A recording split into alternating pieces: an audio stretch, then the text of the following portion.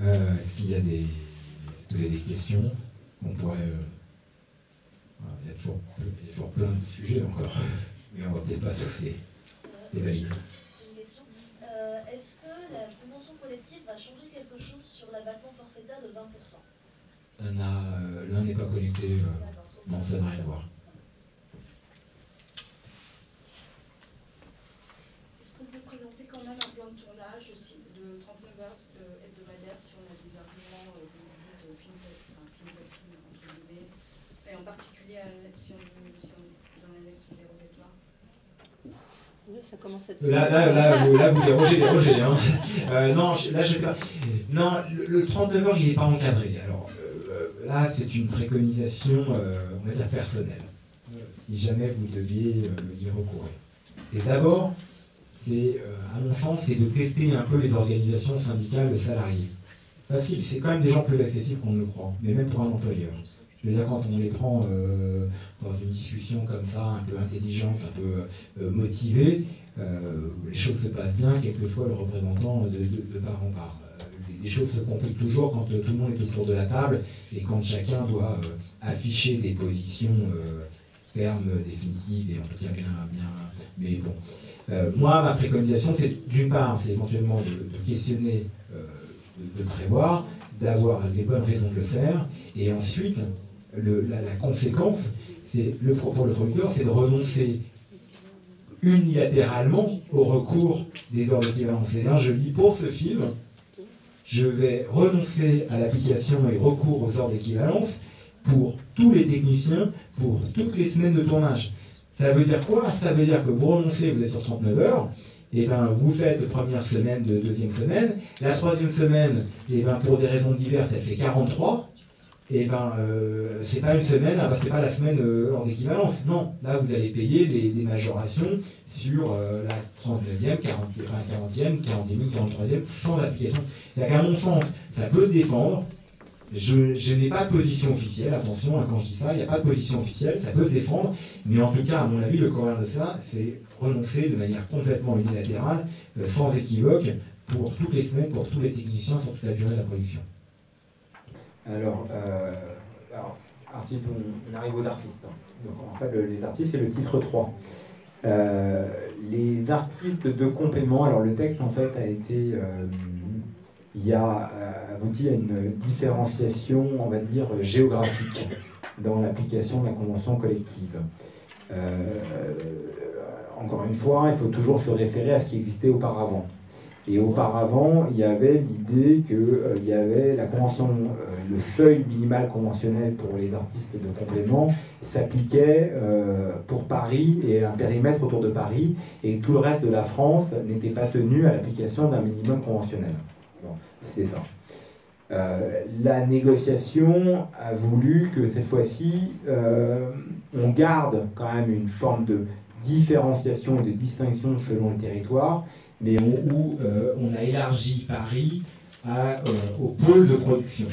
Alors, après, chacun peut dire pourquoi le pôle de production a été ainsi, et c'est de se dire, on a l'expression de la grille conventionnelle, le seuil de 105 € qui est le minimum conventionnel pour un figurant, s'applique sur un certain nombre de territoires qui sont listés dans la convention, et en fait, c'est...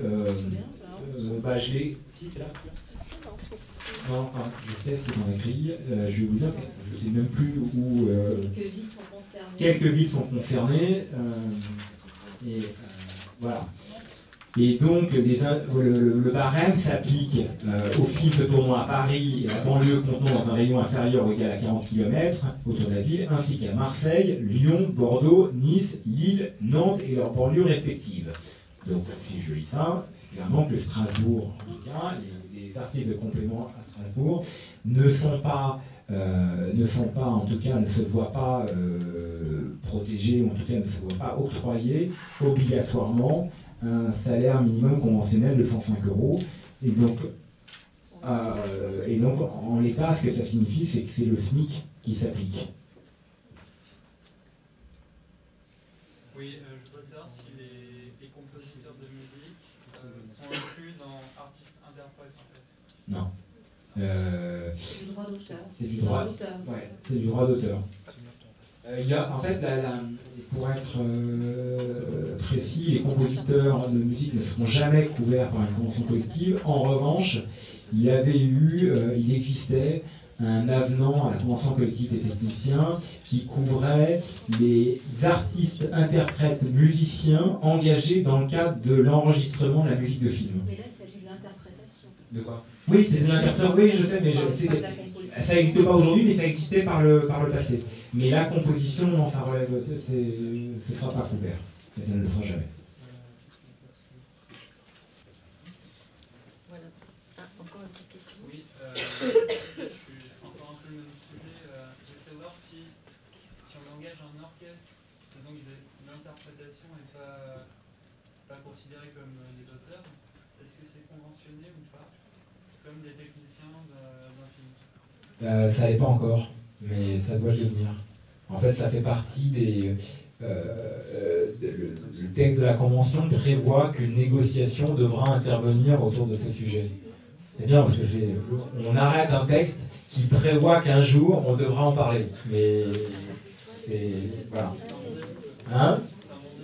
C'est déjà un bon début. En tout cas, c'est une forme de reconnaissance d'un statut, même s'il n'est pas encadré. C'est la même chose que pour les acteurs de court-métrage, d'une certaine façon. Oui, sauf que les acteurs de court-métrage, on l'a discuté. Là, pour la catégorie de techniciens artistes auxquels vous faites référence, on est plus loin, il n'y a pas de calendrier. Alors je voudrais vous remercier Valérie, Agnès et Benjamin. Juste une dernière question. Pour les films qui ont un budget entre 1 et 3 millions et qui n'appliquent pas l'annexe 3 de la convention, le reste, s'ils n'appliquent pas un régime dérogatoire, ils appliquent la convention collective. Et si ce n'est pas le cas non plus? Prison. Alors, on peut faire juste un petit point là-dessus. J'ai été contacté par une société de production il n'y a pas très longtemps qui me proposait une grille tarifaire qui ne correspondait à rien et qui est dans cette fourchette d'1 à 3 millions. Et qui me proposait du coup d'être aussi à un poste qui n'était pas le mien pour pouvoir déroger au fait de ne pas pouvoir sauter un poste, de pouvoir m'engager à un poste subalterne pour justifier cette baisse de salaire et comment est-ce que ça peut se réglementer et surveiller ce genre d'aide. Je ne suis pas dans le détail, mais ce que vous me racontez contrevient aux dispositions de la Convention. Non, mais maintenant, c'est pas parce qu'il y a une convention qu'il n'y aura pas des pratiques illégales à côté. En attendant, il y a une chose quand même, mais ça, Agnès ou Valérie pourront en parler un peu mieux que moi, mais il y a quand même un film, quand il arrive au stade de l'agrément de production, et on sait que l'agrément de production est quand même une sorte de label décisif pour un film, parce que c'est ce qui lui permet en tout cas de faire valoir et de confirmer l'ensemble de son plan de financement, que généralement, soit c'est du financement public, soit c'est du financement dit encadré, mais en tout cas, sans cet agrément de production, il n'y a pas le droit. Donc, tout ça, c'est son plan de financement qui tombe à l'eau. Au moment de l'agrément des productions, il y a en tout cas, aujourd'hui, c'est une déclaration sur l'honneur ou comment c'est? Il y a au moment de l'agrément de production, donc phase finale, porte de sortie pour le film du CNC, il y a un contrôle du respect des obligations sociales. On a les contrats, on a les fiches de salaire des différents techniciens, il y a des contrôles qui se font. Et si les contrats ne sont pas conformes et les rémunérations maintenant à la grille des salaires, alors c'est vrai qu'avant l'entrée en vigueur de la convention collective, il y avait une amplitude salariale beaucoup plus grande, c'est-à-dire qu'on pouvait faire du SMIC, donc on regardait un peu à la louche si on était dans le cadre du SMIC ou pas. Là, maintenant, on a une grille de salaire. Donc la logique, c'est qu'effectivement, le CNC qui est en charge aussi du contrôle des obligations sociales puisse vérifier sur la base des DADS, des déclarations de données sociales, si les postes ont bien été rémunérés au niveau où ils sont indiqués dans la convention collective.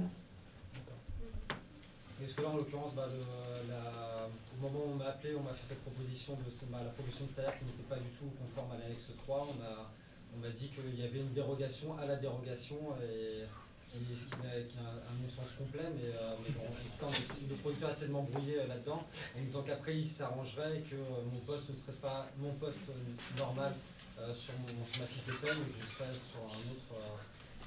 En gros, il proposait une magouille. En gros, ça ressemble à de la bidouille, quoi. Ça a toujours existé. Hein. Non mais voilà, ça a toujours existé et je regrette, mais ça existera toujours. Je sais pas quoi vous dire, enfin, sinon c'est illégal. Du fait de demander la dérogation de l'annexe 3, normalement il y a des comptes à rendre et Ah oui. vérifier Ah bah, rentrer, mais... S'il manque pas mal de postes... Mais je dirais que pour un producteur, c'est plus... Un producteur qui demande la dérogation, déjà, il fait quand même la démarche de se dire je vais respecter le droit. Donc celui en revanche, mais respecter le droit, ça veut dire aussi les obligations, ça veut dire les contraintes. En revanche, un producteur qui ne veut pas demander cette dérogation et qui pour autant ne veut pas payer la convention autrement et aider dans l'illégalité, effectivement ça sera plus simple. Et ce que je comprends, c'est qu'effectivement il veut vous payer un salaire, mais comme ce salaire ne correspond pas au poste affiché, et ben je vais te l'engager au poste en dessous, et comme ça, ton salaire, il sera, en tout cas, facialement, il sera facialement légal. En revanche, le travail que vous pourvoirez ne sera pas celui pour lequel vous avez été engagé. C'est de la bidouille, c'est légal. Voilà, je crois qu'on n'a pas fait le tour, évidemment, de toutes les questions qui pourraient être posées, mais voilà, on a abordé pas mal de points. Donc merci à vous, Valérie, Agnès et Benjamin, pour tous ces renseignements qui nous permettront de connaître un peu mieux nos droits et nos devoirs vis-à-vis de cette nouvelle convention collective.